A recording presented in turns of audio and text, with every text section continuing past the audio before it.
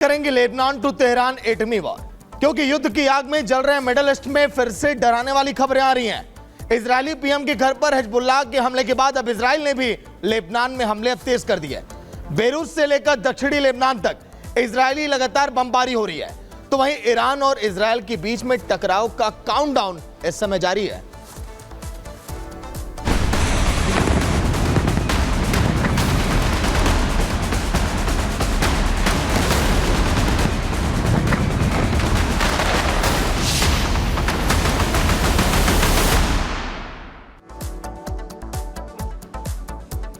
तो बड़ी खबर हम आपको बताने जा रहे हैं। अब जो धमाके हो रहे हैं पूरी दुनिया उसे सुन पा रही है, और जिस तरीके से इजराइल ने अब धमाका करना शुरू किया है वो पूरी दुनिया को नजर आ रहा है। इजराइल ने हिजबुल्लाह के टनल को उड़ा दिया है, ये बड़ी खबर और सबसे बड़ी खबर है, क्योंकि इजराइल ने हिजबुल्लाह के टनल को उड़ाया है और लगातार इजराइल की तरफ से, और ये वो धमाका उठता धुएं का गुबार ये बता रहा है। रिपब्लिक भारत पर सबसे पहले और एक्सक्लूसिव तस्वीरें आप देख पा रहे हैं, और ये तस्वीरें बता रही हैं कि इजराइल का हमला लगातार जारी है।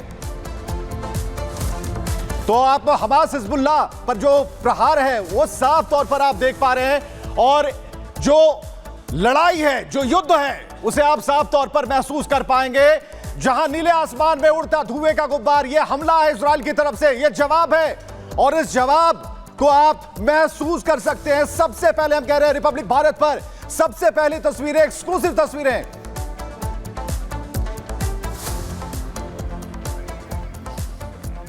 तो हमास हिजबुल्लाह पर जोरदार प्रहार आप देख पा रहे हैं, और ये धुआं जिसे हम बता रहे हैं सबसे बड़ा हमला, और ये धमाका होता है। आवाज जरा सुनिएगा, और इस आवाज को वे सभी लोग सुन पा रहे होंगे। इजराइल की तरफ से जो हमले हुए हैं, जो यहां पर धमाका हुआ, उसे साफ तौर पर आप देख पाएंगे। तो इस इलाके में जब धमाका हुआ पूरी धरती जो है यहां पर थर्रा उठी है, और ये वो धमाका था और ये वो बदला था। साफ तौर पर आपको यहां नजर आएगा कि किस तरीके से इजराइल ने जो अपना वार है वो प्रहार किया है इस पर।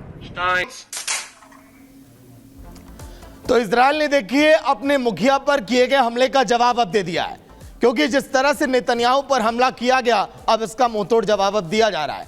हमले के साथ ही आईडीएफ ने एक बार फिर अब बता दिया कि हिजबुल्लाह लाख कोशिश कर ले, लेकिन इजरायली सेना थमने वाली नहीं है। रिपोर्ट आप देखिए।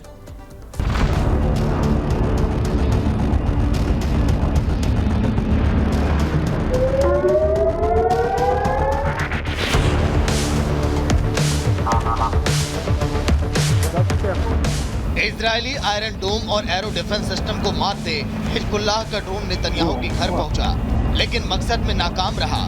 तो इजरायली पीएम ने फ्रंट फुट पर आने में जरा भी देरी नहीं की। फ्रंट फुट पर आकर नेतन्याहू ने हिजबुल्लाह को न सिर्फ चेतावनी दी, बल्कि जानलेवा हमले को उसकी गंभीर गलती बताया और भारी कीमत चुकाने की टारगेट को लॉक कर दिया।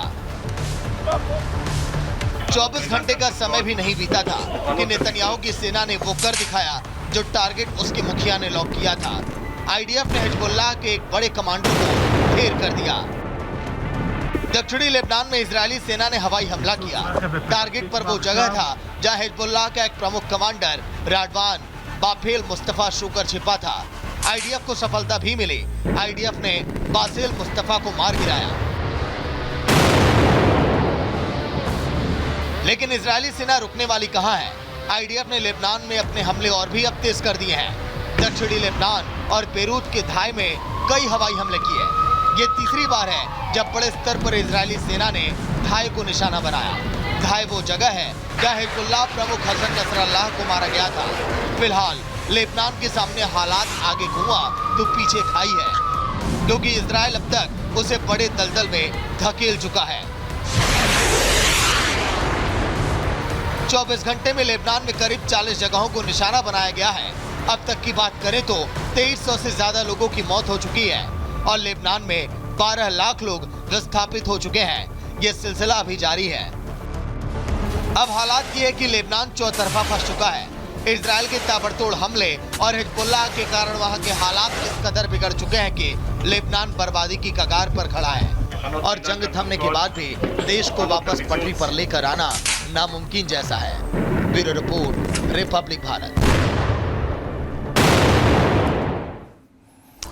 चलिए, दक्षिणी बेरूत में एक बड़ा हमला हुआ है इजराइल की तरफ से। ये हम आपको एक बड़ी जानकारी देना चाहेंगे और एक सबसे बड़ी खबर है इस वक्त की।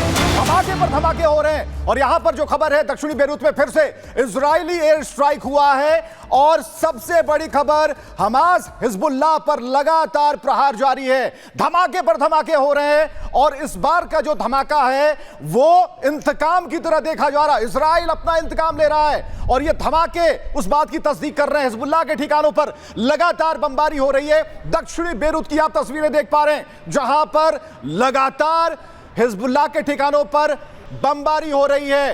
तो बहुत बड़ी तस्वीर, बहुत बड़ी खबर, सबसे एक्सक्लूसिव आप देख पा रहे हैं इस वक्त। और यहां पर इजराइल चुन चुनकर बदले ले रहा है, इंतकाम ले रहा है। बेरूत, दक्षिणी बेरूत में जिस तरीके से हमले हो रहे हैं, ये पूरा इलाका थर्रा उठा है और यहां पर एयर स्ट्राइक किया गया है, हिजबुल्लाह के ठिकानों पर बमबारी की गई है। तो फिलहाल जो ये तस्वीरें हैं, पूरी दुनिया इसे देख रही हो और ऐसा लग रहा था कि ये होना ही था।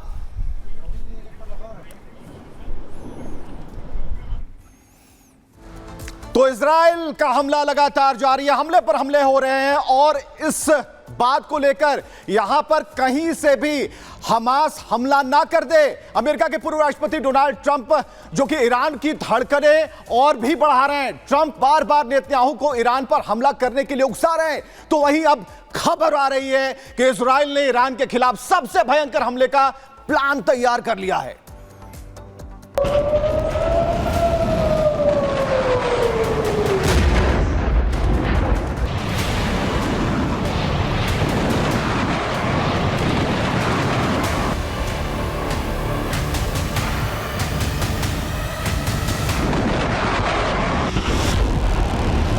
ईरान में कब हमला होगा, इसकी तारीख और जगह तय कर ली गई है।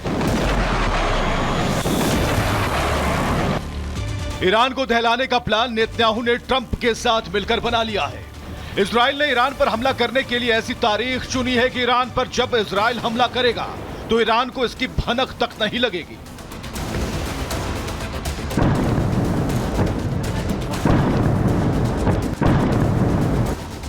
खबर मिल रही है कि इजराइल ने ईरान पर सबसे बड़े हमले के लिए 5 नवंबर का दिन चुना है और 5 नवंबर को इजराइल ईरान पर ऐसा हमला करने वाला है कि पूरा ईरान धुआं धुआं हो जाएगा।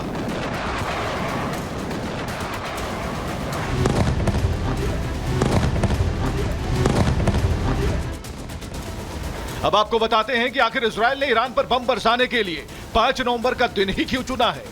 तो इसकी कई वजहें हैं। वजह नंबर 1, अमेरिका में राष्ट्रपति चुनाव। इजराइल ने 5 नवंबर के दिन ईरान को दहलाने का प्लान इसलिए बनाया है क्योंकि 5 नवंबर के दिन ही अमेरिका में राष्ट्रपति चुनाव के लिए वोट डाले जाने हैं। इसलिए नेतन्याहू ने प्लान बनाया है कि जब पूरी दुनिया की नजर अमेरिका में हो रहे राष्ट्रपति चुनाव पर होगी तो इसका फायदा उठाएंगे और ईरान में घुसकर तबाही मचाएंगे। और ईरान जब तक संभलेगा तब तक तो बहुत देर हो चुकी होगी।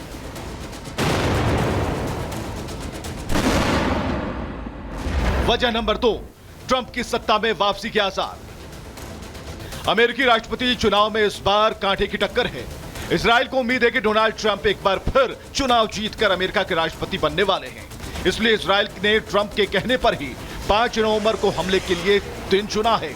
इसके पीछे की एक वजह यह भी है कि अमेरिका के मौजूदा राष्ट्रपति जो बाइडेन नहीं चाहते कि इजराइल ईरान के परमाणु ठिकानों पर हमला करे, जबकि ट्रंप शुरू से ही इजराइल को ईरान पर हमला करने के लिए उकसाते रहे हैं। इसलिए इजराइल ने तय किया है कि 5 नवंबर के दिन अगर ट्रंप के पक्ष में वोट पड़े तो इजराइल अमेरिकी चुनावों का रुख देखकर ईरान पर धावा बोल देगा। यह वो प्लान है जिसकी वजह से नेतन्याहू और इजराइल की खतरनाक फौज 5 नवंबर का इंतजार कर रही है।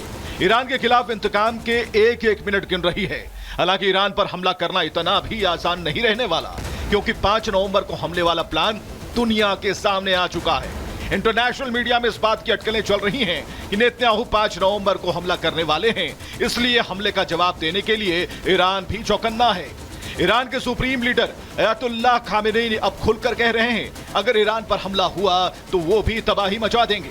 लेकिन ट्रंप है कि रह रहकर नेतन्याहू को उकसा रहे हैं। अमेरिका के पूर्व राष्ट्रपति डोनाल्ड ट्रंप ने एक बार फिर नेतन्याहू को ईरान पर हमला करने के लिए उकसाया है। ट्रंप ने फिर कहा है, इजराइल किस बात का इंतजार कर रहा है? इजराइल ईरान के परमाणु ठिकानों पर हमला करके अपने ऊपर हुए हमलों का इंतकाम ले।